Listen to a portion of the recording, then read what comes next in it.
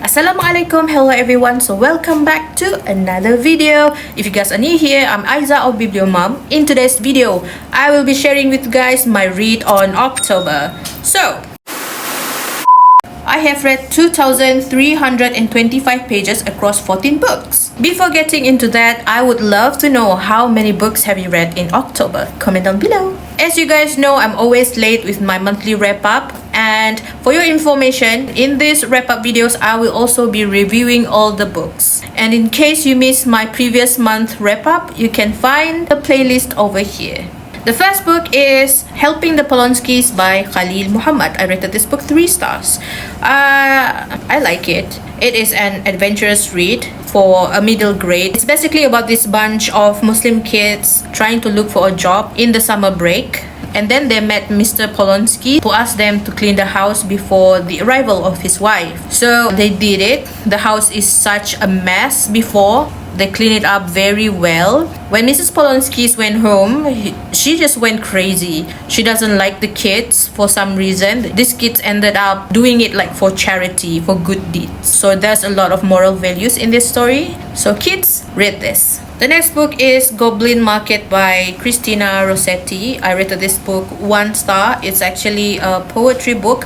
I might not understand Shakespeare's sonnets, but this is the worst. I can get the first poem, which is Goblin Market.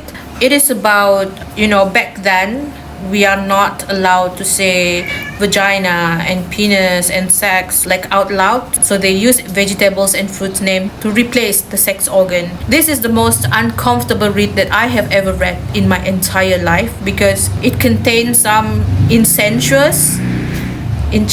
how do you say that word?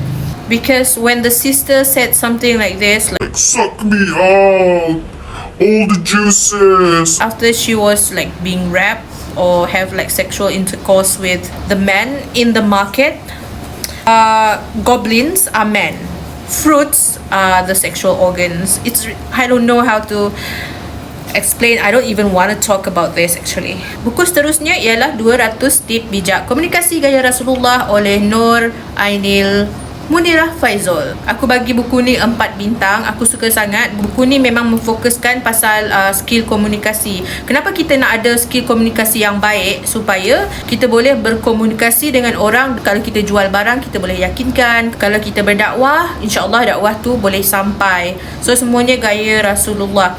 Dan antara skill komunikasi yang perlu kita ada adalah, contohnya seperti apabila kita mendidik anak, kita bercakap dengan suami isteri demi pembangunan diri dan masyarakat. Bila kita tahu bercakap, contohnya nak jadi YouTuber ke, contoh je lah. Jadi bila kita ada communication skill tu, insyaAllah boleh bantu diri kita untuk berkembang. Buku ni juga ada menyebutkan tentang yang kita ni tak boleh berkata-kata kesat, kita tak boleh menipu dalam komunikasi sebab benda-benda tu memang tak baik dan berdosa. Antara tip-tip kegemaran saya adalah mengucapkan kata-kata yang positif kepada diri sendiri setiap hari seperti aku mampu lakukan. Tips seterusnya menyibukkan diri dengan membuat perkara-perkara yang berfaedah seperti membaca buku. Kemudian tidak memuji sesiapa dengan berlebihan. Setiap apa yang kita nak puji, siapa yang kita nak puji, kita mesti sandarkan kepada Allah. Tip terakhir yang saya nak kongsikan ialah memahami dan menyesuaikan diri dengan keadaan psikologi seseorang yang tengah terima mesej daripada kita. Kalau kita bercakap sesuatu yang tak kena dengan tahapan pemahaman seseorang tu, sangat-sangat susah kan? Macam kita bercakap dengan anak, kalau kita nak cakap benda-benda complicated, dia faham ke tak? Buku seterusnya ialah 200 tip menjadi usahawan kaya iman gaya Rasulullah oleh Noor, Hanan, Ghazali. Saya bagi buku ni 3.5 bintang. Ada satu hadis dalam buku ni direkodkan oleh At-Tirmizi. Jiwa seorang mukmin itu bergantung pada hutangnya hingga dilunasi. Betul, sebab tu kita nak, kalau tak kaya pun at least kita tak berhutang kan. Okey, antara tip kegemaran saya dalam buku ni adalah mulakan dengan niat yang betul dalam melakukan setiap pekerjaan. Bila niat kita lurus, insyaAllah luruslah pekerjaan tu. Tips seterusnya ialah jikalau menerima hasil riba ataupun bunga, gunakan untuk jalan amal. Yang ni banyak yang melabur dalam mungkin amanah saham Berhad, amanah saham Satu Malaysia. Bila dapat pulangannya tu, bolehlah disedekahkan sikit-sikit kan. Dan seterusnya, jangan membazir dengan membeli barang yang tidak perlu ataupun hanya ingin mengikut orang. Zaman sekarang banyak kan orang share Shopee check apa semua kan. Jadi sebelum korang decide nak beli, tengok dulu ada tak benda yang sama fungsi ataupun betul-betul tak korang perlu barang tu. Fikir elok-elok dulu. Ada satu kajian saintifik yang dilampirkan dalam buku ni. Artikel yang diterbitkan oleh Universiti Teknologi Queensland ada menyebut bahawa orang-orang yang bersifat bakhil atau kedekut dapat meningkatkan stres. Betul sangat. Kalau kita lazimi perbuatan bersedekah ni, insyaAllah kita selalu tenang, kita selalu happy. Ada benda yang buat saya sentap. Saya ni pun manusia biasa. Kadang-kadang saya mengeluh kenapa rezeki tak masuk, job tak masuk. Sedangkan rezeki tu tak pernah salah alamat. Allah dah siap-siap tentukan rezeki kita masing-masing. Jadi kita kena sabar. Setiap kali kita nak down, kita istighfar. Dan satu lagi, hakikat berasa cukup itu adalah datang dari hati yang bersyukur. The next book is Worst.Holiday.Ever by Charlie Higson. It's a middle grade book. I rated this book 3 stars. Apa nama buku Asyaka? It almost have a Diary of the Wimpy Kid vibe, but it's not up to that level yet. What am I talking? I have a question for you guys. Have you had a list of the things that could go wrong if you go to holiday? Because honestly, I did that kind of list when I was younger. I have some mental list and notes, and one of them is stay away from the beach because I cannot swim. So that was my biggest fear, but now I can swim. Besides that, like natural catastrophe and kidnappers. Don't judge me, I was 12. The main character in this book is Stan, and he is really hilarious. It can get quite tiring to read, maybe because I'm old and he's so energetic. So the whole story in this book is about Stan overcoming his fear and anxiety while being so far away from his family. I don't really have that much experience going on holidays with my friends instead of my family. I do have that anxiety when I'm so far from especially my mom. You know, I cannot describe that feeling. The story started off really slow, and then it picks up, and then it went flat. It was an okay book for me. Buku seterusnya ialah Ultra Qhalif X Pendekar Tangan Gorila. Ni first time aku baca antologi komik macam ni, dan aku bagi rating buku ni 4 bintang. Aku suka sangat, memang lawak gila. Penulisnya berbeza sebab antologi kan, jadi kompilasi komik-komik daripada artis yang berbeza. Dekat Goodreads aku ada tulis review yang ada spoiler, jadi nak elak tu susah sangat. So apa yang aku boleh kongsi dengan korang, komik ni ada banyak idea-idea yang segar sebab artis-artis baru kan. Secara asasnya, artis-artis komik ni dikehendaki memasukkan elemen yang berbeza ke atas jalan cerita, tapi berwatakkan dua watak utama, iaitu Pendekar Tangan Gorila dengan Ultra Qhalif. Contohnya penerbit bagi dua watak ni dan terpulang kepada artis-artis komik untuk buat antologi komik mereka sendiri. Memang best lah. Ada juga yang masukkan pasal rider Food Panda. Ada parodi babak pertarungan ikonik dari filem Batman vs Superman. Lepas tu ada seorang artis yang masukkan CEO Komik-M ni, Tuan Wanzu, ke dalam cerita dia. Buku seterusnya ialah Budak Takraw. Ni buku ketiga tulisan Anshari. Aku tak baca lagi buku pertama dan buku kedua. Buku ni komik tau. Aku suka sangat lukisan dia, sangat matang dan senang nak faham, senang nak mendalami emosi setiap karakter dalam buku ni. So basically dalam buku ketiga, pasukan Takraw ni cuba memenangi pertandingan. Kalau korang minat sepak takraw, memang buku ni untuk korang. Mesti adalah koleksi kan. Aku rasa jarang lah aku jumpa komik ataupun buku pasal sepak takraw ni. Lagipun suka-suka macam ni aku rasa banyak dekat kampung-kampung je. Aku dah lama sangat tak tengok orang main. The next book is Tales from the Baram River. I gave this book 4 stars. So I read this book the day my family and I just decided out of nowhere to go for a 2 hours road trip to the Baram River. Dan sepanjang perjalanan tu memang tak ada line internet lah, pun tak berturap. Macam itulah kehidupan kita orang dekat Sarawak ni. So as a Sarawakian, we need to see the second largest river in Sarawak for ourselves. Pengalaman sekali seumur hidup gitu. Lepas tu sepanjang jalan tu boleh tengok lah progress diorang buat Pan Borneo. Korang tahu kan yang projek yang bertahun-tahun tak siap-siap. Okay, back to the book. As the title suggests, it basically about the tales from the Baram River, or about the people, the animals, that has been living within the vicinity.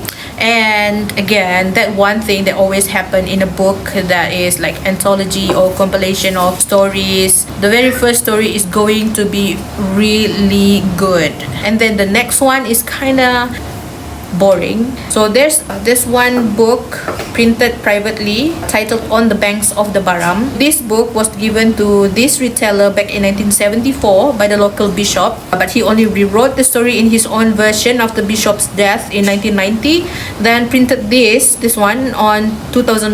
I think he still have a good amount of years to look for more interesting stories from the Kenyah. So kaum Kenyah ni yang duduk dekat area Baram River, memang sekarang ada pembangunan, dan dekat pekan kecil tu memang ada internet, cuma on the way tu tak ada. Ada rumah mostly pun guna 4-wheel drive dekat sana. Tak ada masalah nak access pergi tempat tu lah, korang kena tengok. Dan aku dengar kalau mak aku cerita, kalau sungai tu kering, korang basically boleh walk through the river to another side. Tak pastilah ada buaya ke apa. It is interesting kalau boleh tengok sendiri kan. It is such an experience to read these tales, especially about the Kenyah and its surrounding, the animal, their beliefs. Dua buku seterusnya, Seni Dalam Peperangan ataupun Art of War by Sun Tzu, terjemahan oleh Fahmi Mustafa dan Li Ziyang. Yang ni aku bagi 3 bintang. Lepas tu Ahli Alkimia oleh Paulo Coelho ataupun The Alchemist. Yang ni aku bagi 4 bintang. Dua buku ni aku akan ulas lebih lanjut dalam video yang lain. Nanti aku letak link ke atas. The next book is The King of God by Asim Khan, a fully illustrated commentary on Surah Al-Mulk. I have reviewed this book on my TikTok account. I'll put the clip here. You guys remember when we were child, our parents used to ask us to recite Al-Mulk each time before bed. How important Al-Mulk is to us Muslims, you will understand once you read this book. This book explores the profound meaning and guidance found in Surah Al-Mulk. It has a wide range of topics from political issues, spirituality, social affairs. This book is also illustrated. It has all these graphics that make things easier to understand. If English is not your first language or second language, do not be afraid. Inshallah, you will understand this. It has reflections at the end of every chapter, so it simplifies everything. Let me show you one of the illustration or like graphic thematic breakdown of Surah Al-Mulk, like this one. It has like 6 cycles. There's 30 verses in total. Verses 1 until 5 is Allah is in full control. Verses 6 to 12, the afterlife is a reality we must accept, and so on. And this one, I have shared a few of my thoughts while I was reading this. I put my reading notes on Goodreads. You guys can check that out. One of the reflection I want to share with you guys in section 1, Allah is powerful, is the combination of the names, the Almighty and the extremely forgiving, has a stark contrast. The first invokes the idea of power, authority and punishment, whereas the second invokes the idea of love, forgiveness and kindness. A possible lesson that can be deduced is that a believer should not become complacent by taking Allah's mercy to an extreme, nor should they become pessimistic about Allah and their fate in the afterlife. Rather, a believer should aspire to find the middle ground between these two evil extremes. This book is really, really good. And look at my tabbings. I use the tiniest one to tab this book, so I'm really grateful that Q Publishing UK sent this book to me. Alhamdulillah, I have learned so much from this book. It's really mashallah. This is an easy 5 stars read for me, and I heard from the author himself that he's going to do this kind of illustrated commentary book on other surahs as well, inshallah. May Allah ease on that. The next book is Destination Wedding by Diksha Basu. I gave this a 1 star. Obviously, it's not for me. If you love Kevin Kwan's book, especially Crazy Rich Asians, you would probably love this book. Kevin Kwan's book is not for me. Diksha Basu also wrote The Windfall, and I like this. It has all the like Bollywood vibes movie that I have been watching since I was young. But for this book, I found that Tina, the main character, it's hard to like her. How to look rich, wear expensive workout clothes like Lululemons, and always carry a Starbucks. Not to mention speak English fluently, or just throw everyone that's closest to you or your culture under the bus. It's not something that I would love to read. I have similar feelings while I was reading one of Kevin Kwan's book, which is Sex and Vanity. I think it's just not my cup of tea. Like, we all have our reading preferences, and this is just not for me. Buku seterusnya ialah 29 Kisah Menyentap Iman. Yang ni adalah kompilasi kuliah daripada kuliah Ustaz Nazmi Karim dan Ustaz Hamid Ad-Din tentang sirah perjuangan para sahabat, tabi'in dan tabi'in radhiyallahu anhu, manusia yang berada pada sebaik-baik kurun. First of all, saya rasa penerbit kena hati-hatilah memasukkan beberapa kisah ni, kena macam cross check dulu, sebab ada satu cerita yang mufti kata kisahnya palsu. Jadi untuk jaga kemaslahatan umat, baiklah dielakkan. Tapi overall, kisah-kisah dalam ni, especially kisah pertama, sangat-sangat menyentuh hati. Kisah pertama tu tentang Suhail yang sangat benci dengan Nabi Muhammad, tapi ditakdirkan macam mana pun dia benci dengan Nabi Muhammad, dengan agama yang Nabi Muhammad bawa, tetap juga anak-anak dia semua memeluk agama Islam. Sekeras-keras mana, seigo-igo mana pun dia, akhirnya dia pun memeluk Islam. Saya rasa buku ni boleh dibaca santai lah bila-bila. Ada 29 kisah. Kalau korang bukan pembaca tegar, korang boleh baca satu kisah satu hari. Jadilah sebulan satu buku, jadilah kan. The last book is The Book of Two Ways by Jodi Picoult. I rated this book 2 stars. It is also not for me. I reviewed this book on my TikTok account, and you're going to find the clip after this. It's not a bad book just because I gave it a 2.5 stars. I love how the story develops. I love the character developments as well. And in terms of writing, it is very structured, and it's obviously Jodi Picoult made her research about the archaeology, Egyptology, about Cairo, and some of the Muslim representations. The side characters is on point. What made me give this a 2.5 stars, because it is awfully boring when it comes to archaeology, because it's not something that I want to read. I'm sorry. If you guys love that kind of thing in a book, you might like this one. The love interest between main character Dawn, Brian, her husband, and her ex-boyfriend Wyatt is very interesting. It's like love triangle. I love certain scenes in it.